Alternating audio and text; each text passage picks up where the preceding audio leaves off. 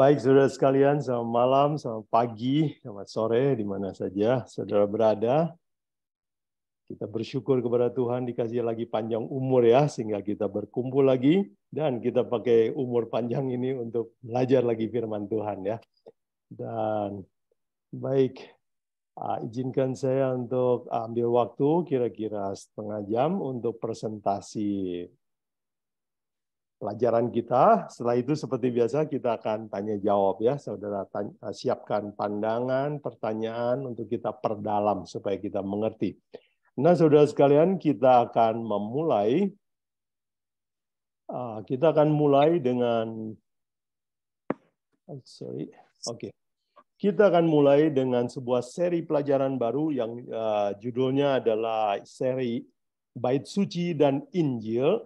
Dan hari ini, pelajaran pertama, kita akan melihat secara garis besar kurikulum pelajaran kita. Dan saya beri judul, Melihat Injil dalam Bait Suci. Ya. Baik, kita belajar. Nah, saudara sekalian, bait suci itu sebenarnya ada dua macam ya. Yang pertama adalah bait suci portable yang dibuat oleh Musa. Tuhan beri petunjuk kepada Musa untuk bikin, ya, seperti contoh yang Tuhan kasih. Dan itu bentuknya portable, bisa dibongkar, knockdown, ya, bisa digotong, dibawa pergi kalau orang Israel kemahnya pindah. Dan satu lagi adalah bait suci Salomo, dibuat oleh Raja Salomo. Bait suci ini permanen, skalanya diperbesar, dipermegah, dan tetapi ini semua kedua-duanya sudah hancur, sudah hilang, dan tidak ada lagi. Tetapi pelajarannya masih tetap sama. Jadi kita, bait suci ini sekarang sudah tidak ada, kita semua hanya mengandalkan Alkitab untuk mempelajari pelajaran bait suci ini. Dan kebanyakan pelajaran kita akan mengambil sampel atau contoh dari bait suci yang portable bikinan Musa ya. Baik. Nah, kurikulum pelajaran kita selama beberapa bulan ke depan ada tentang Injil dan bait suci adalah 6 hal ini ya. Kita akan bahas satu, rencana pembangunan, kedua, struktur dan perabotannya, ketiga, imam dan sistem keimamatannya, keempat, upacara-upacara bait sucinya, dan kelima, hari raya orang Israel. Dan yang keenam, sistem korban di dalam bait suci. Nah, dengan mempelajari 6 kurikulum ini, saya berharap kita akan mengerti Injil lebih baik melalui kacamata bait suci. Baik, hari ini sebagai pendahuluan kita akan lihat keseluruhan bagaimana bait suci itu membuktikan atau menunjukkan Injil dengan jelas. Pertama, mari kita lihat rencana pembangunannya. Di dalam Keluaran 25 ayat 8 dan 9, dan kalau saudara baca juga Keluaran 24, itu adalah inisiatif Allah mau suruh Musa untuk bikin sebuah bangunan yang khas untuk mengajar orang Israel. Bangunan itu namanya Bait Suci. Dan untuk memberi petunjuk pembangunan Bait Suci, Tuhan dan Musa itu berdiskusi selama 40 hari, 40 malam. Jadi ini ada sebuah seminar tentang bait suci ya, 40 hari, 40 malam. Dan di dalam Keluaran 25 ayat 8 dan 9 inilah tujuan Tuhan menyuruh Musa bikin bait suci. Ayat 8. Dan mereka harus membuat tempat kudus bagiku supaya aku akan diam di tengah-tengah mereka. Menurut segala apa yang kutunjukkan kepadamu sebagai contoh kemah suci dan sebagai contoh segala perabotannya, demikianlah harus kamu membuatnya. Jadi dari ayat ini, apa tujuan Tuhan menyuruh Musa membuat bait suci? Karena Allah mau tinggal di tengah umatnya. Allah mau dekat dengan kita. Dan kalau bait suci ini sudah jadi, beginilah Tuhan suruh dirikan di tengah-tengah. 4 suku di sebelah timur, 4 suku di sebelah barat, 4 suku di sebelah utara, 4 suku tiga ya. 3 di kiri, 3 di kanan, 3 di utara, 3 di selatan. Jadi pusat perhatian, pusat dari orang Israel berkemah adalah bait suci. Jadi benar-benar Allah mau tinggal dekat dengan umatnya. Jadi dari pelajaran ini, dari rencana pembangunannya, tujuan pembangunannya, kita bisa juga melihat Injil dalam bait suci, yaitu apa? Allah ingin dekat kepada manusia. Buktinya apa? Mari kita baca Matius 1 ayat 23. Kebetulan ini adalah suasana Natal ya. Jadi kita ingat ini ayat paling sering dibacakan waktu dekat-dekat hari Natal.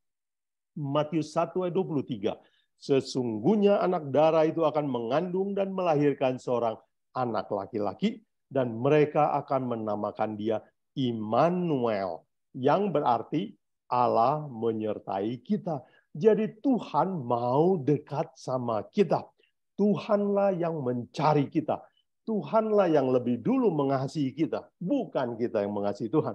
Dan ini adalah sebuah doktrin, ajaran yang khas, yang hanya ada di dalam Alkitab. Tidak ada agama di dunia yang mengatakan bahwa Allah mencari manusia. Baik, jadi kita lihat bahwa dari tujuan pembangunannya, kita melihat cinta Tuhan. Baik, yang kedua, mari kita lihat Injil dari struktur bait suci dan perabotannya ya. Baik, bagaimana bahan apa yang dipakai untuk membangun ini? Ya, Keluaran 26 ayat 29 sampai 31. Saudara lihat itu, papan-papan haruslah kau salut dengan emas. Kayu-kayu lintang haruslah kau salut dengan emas. Di ayat 31, penutupnya, covernya, hordengnya, dikatakan apa? Semuanya harus ya buatan ahli tenun. Barangnya semuanya hampir dari emas, dan kalau dari tenun dia harus barang-barang yang bagus. Jadi semuanya dari emas dan barangnya mahal-mahal. Dengan sebutan lain kita bisa bilang bahwa bait suci itu adalah rumah terbuat dari emas ya. Kayu dibungkus emas, ada yang emas murni atau disalut emas, sehampir mayoritas dari emas. Luar biasa indah dan megah anggun bangunan ini. Dan kalau saudara lihat juga covernya ya, dindingnya, plafonnya, atapnya itu dibikin dari sulaman gambar malaikat yang indah, bagus sekali ya. Semuanya cantik sekali, buatan ahli. Tetapi, ada tetapinya saudara sekalian, kemuliaan bait suci ini, kata Tuhan, tutup. Keluaran 26 ayat 14 kita baca, haruslah engkau membuat untuk kemah itu tudung dari kulit domba jantan yang diwarnai merah dan tudung dari kulit lumba-lumba di atasnya lagi. Jadi barang yang bagus itu ditutup dengan kulit domba. Sudah tahu kulit domba itu warnanya ya coklat-coklat begitulah. Kemudian setelah kulit domba, tutup lagi pakai kulit lumba-lumba. Ini untuk waterproofingnya ya, supaya jangan masuk air. Kulit lumba-lumba. Kulit lumba-lumba itu warnanya abu tua, jadi kusam. Jadi ada sesuatu yang menarik di sini. Barang dari emas, kemuliaan yang begitu tinggi, katanya apa?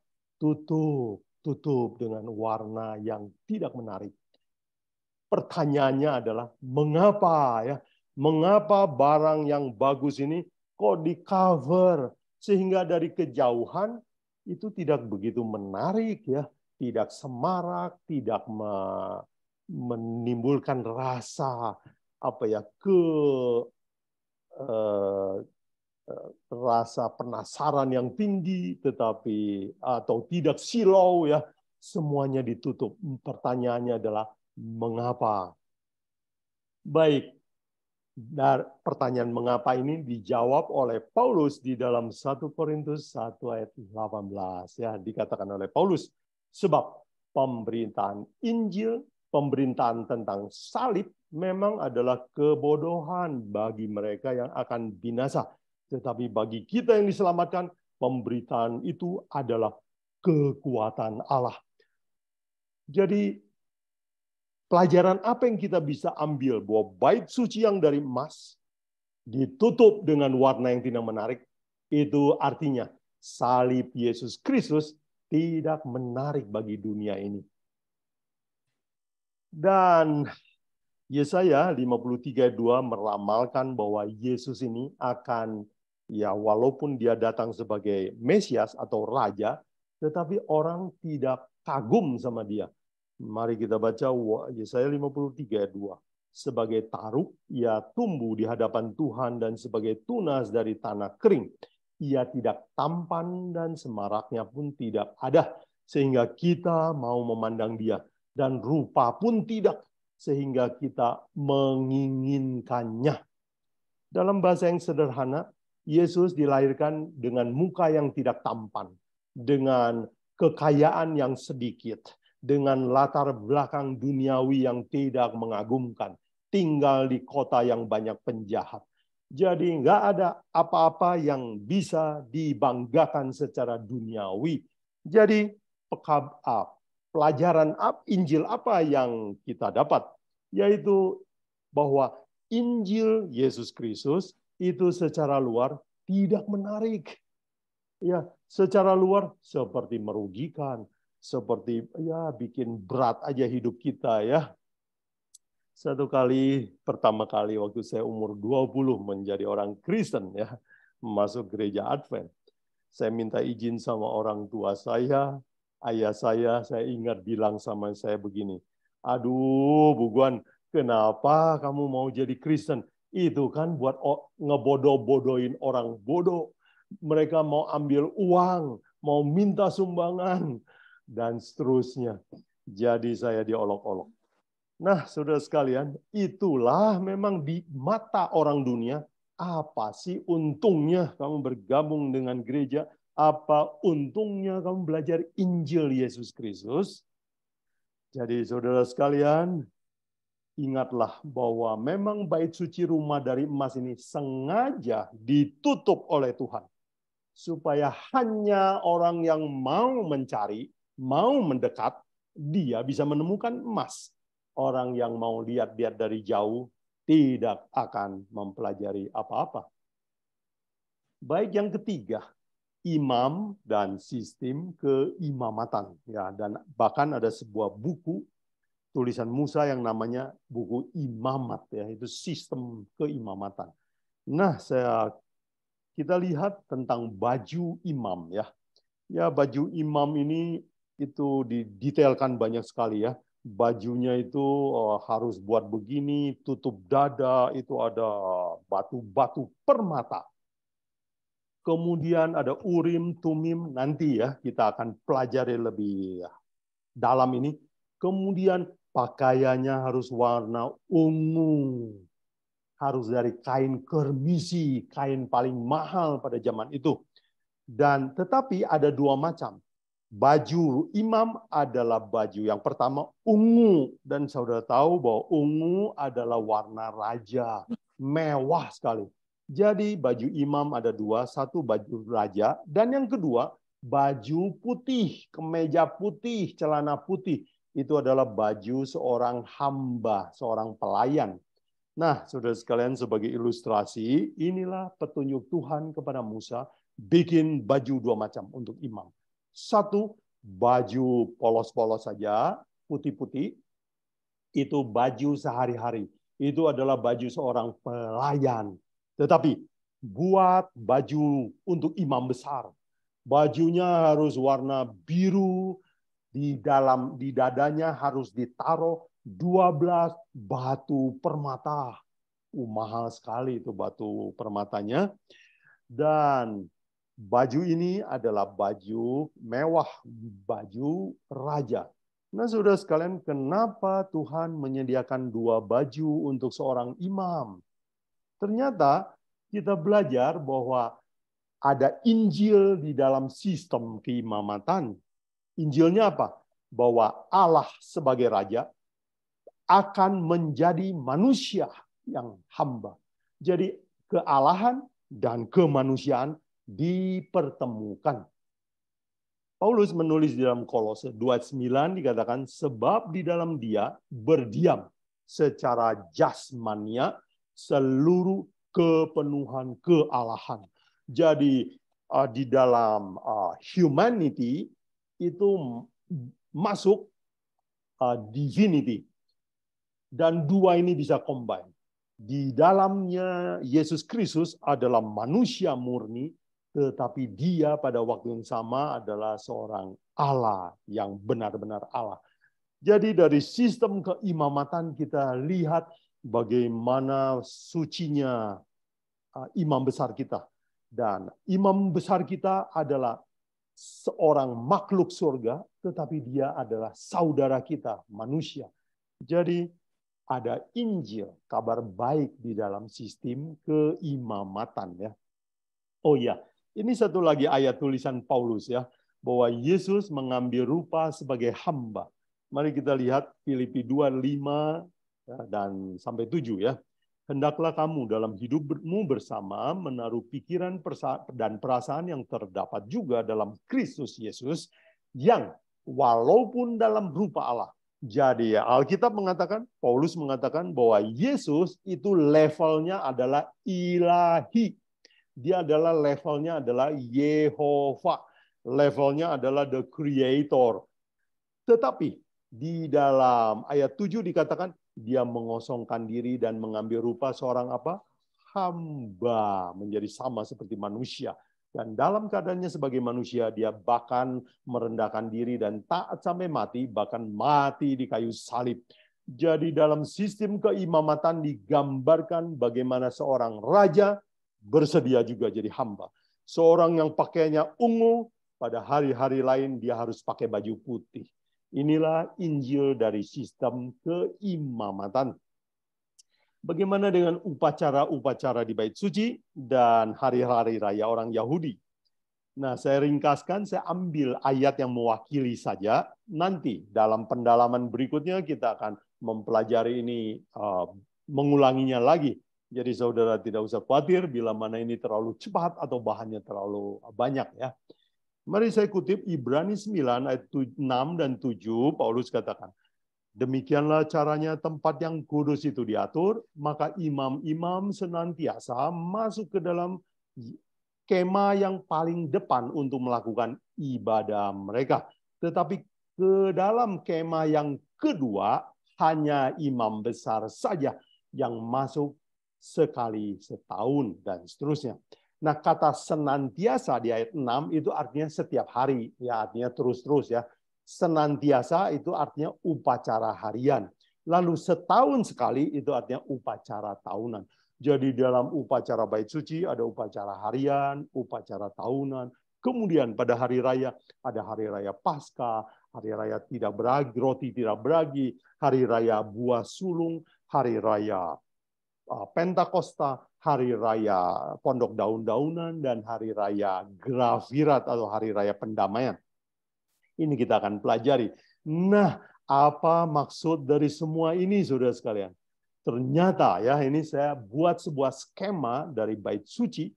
Urutan semua upacara-upacara di Bait Suci itu adalah nubuatan tentang misi dan pelayanan Yesus.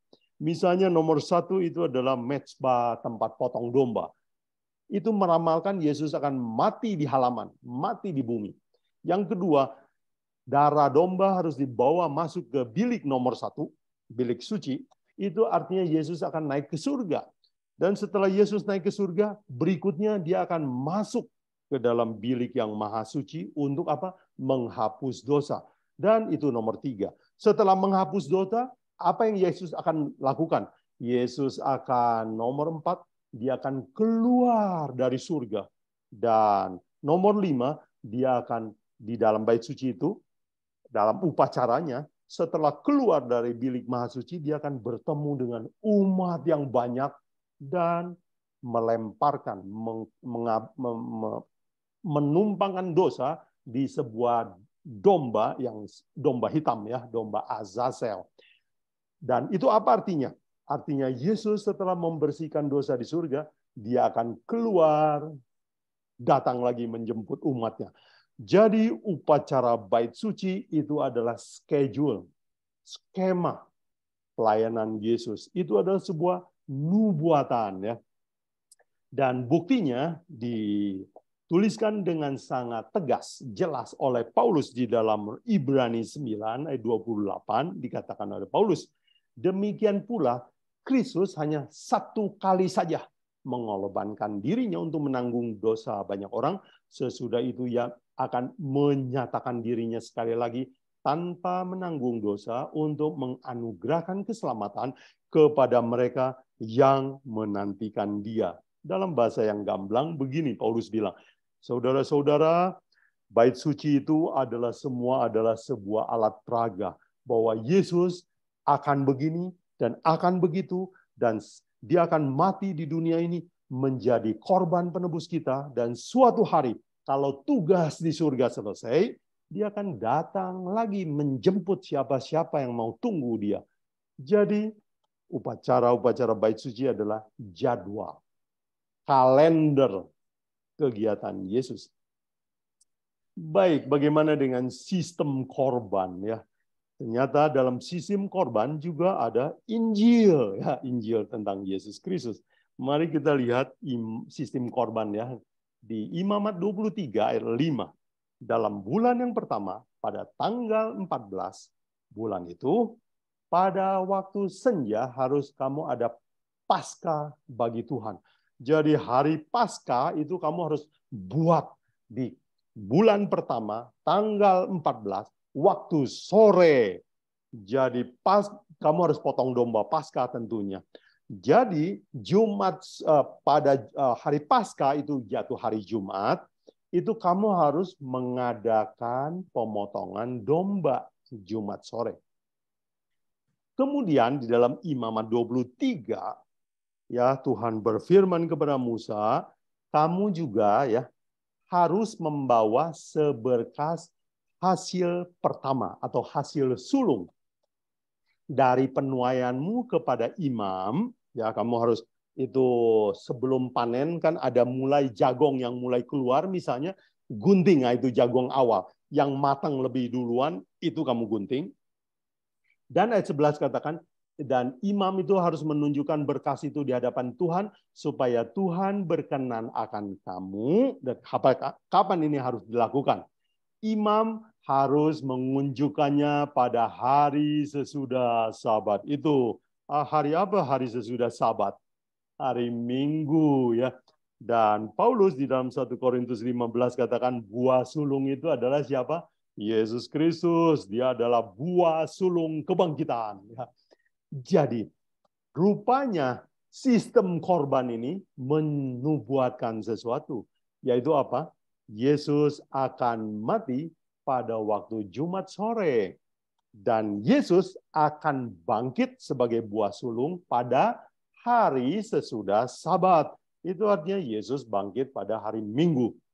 Kita seluruh dunia setuju bukan bahwa Yesus mati Jumat sore dan dia bangkit pada hari Minggu. Jadi bukan main, saudara sekalian. Seluruh bait suci menceritakan Yesus Kristus. Mari saya rangkumkan sebagai berikut, saudara sekalian. Bait suci adalah alat peraga Injil. Alat demonstrasi Injil.